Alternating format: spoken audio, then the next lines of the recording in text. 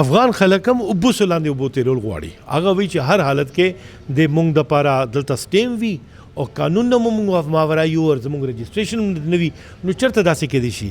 زه دا ویم چې هلته خو افغانستان ته به پته وي، دلته زه ویم چې پکار دا دی چې دوی ته دومره مظاهرې کوي که نه کلیکټیولی را دې شي عدالت ته، های کورټ کې د آئینی درخواست وکړي، ځکه چې آئین کې داسې آرټیکلز شته چې هغوی ته تحفظ ملاویدی شي.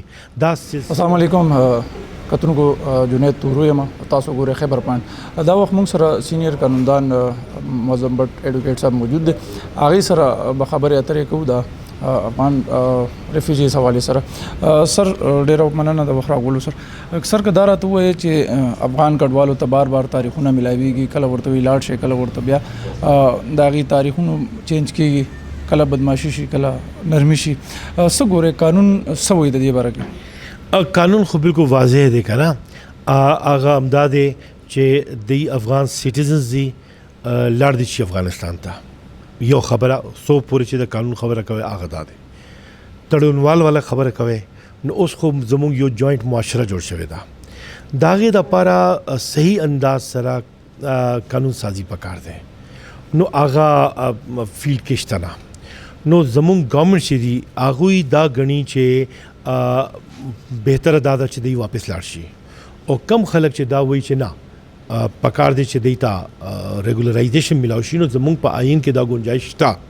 خو نه افغان سایډ نه او نه ایڈمنسټریشن سایډ نه خلک چې دی آئین او قانون په مطابق خپل چې دی دا ریلیف چې دی هغه انشور کوي. نو دا یو پرابلم دی.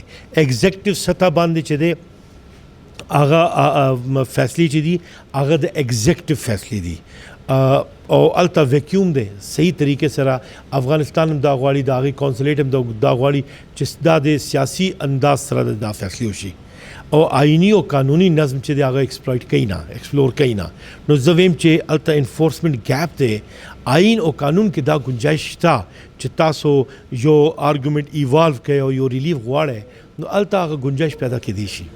سر کو وګورئ لکه دلته پاکستان کې چې کوم افغان کډوال دي هغې وایي چې مونږ واپس نه ځو، که صحافیان دي که سټوډنټس دي. پرون هم دلته سټوډنټس دغه کړی و، پریس کانفرنس کړی و، هغې وایي چې مونږ هلته لاړ شو نو زمونږ ته خطره ده. نو دغه باره کې قانون بیا څه وایي او دا چې کوم هلته کې د قانون لارې دي هغه څه وایي؟ زه دا ویم چې هلته خو افغانستان ته به پته وي، دلته زه ویم چې پکار دا دی چې دوی ته دومره مظاهرې کوي که نه کلیکټیولی را دې شي عدالت ته، های کورټ کې د آئینی درخواست وکړي، ځکه چې آئین کې داسې آرټیکلز شته چې هغوی ته تحفظ ملاویدی شي، دا سلسلې چې دي هغه ریشنلایز کېدی شي. نو خبره دا ده چې د دې تحفظ چې دی هغه آئین کې موجود دی. نو غلط لاره چې تاسو استعمالوئ نو نتایج به ناقص وي، صحیح لاره تاسو اختیار کړئ نو نتایج بهتر کېدی شي. مثال په طور دلته اوسېدونکي یا خو ته سټیزن یې یا لافل ستا سټې دی دلته، ټیک شو.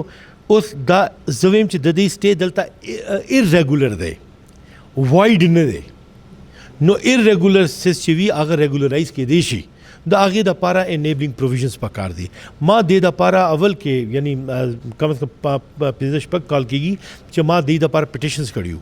ما هغې کې پټیشن کې عدالت ته آرډر هم اخیستی وو. ما وایي چې دلته راځي نو د کاروبار هم یو طریقه ده. پکار دا دی چې موږ یو میکانیزم داسې جوړ کړو چې دوی دلته کاروبار کې څنګه چې زه برطانیې ته ځم ما ته ورک پرمټ ملاویږي، بل کار کوم هغه ما ته تحفظ ملاویږي، بیا زما د سټیزنشپ حق هم ملاویږي ما ته.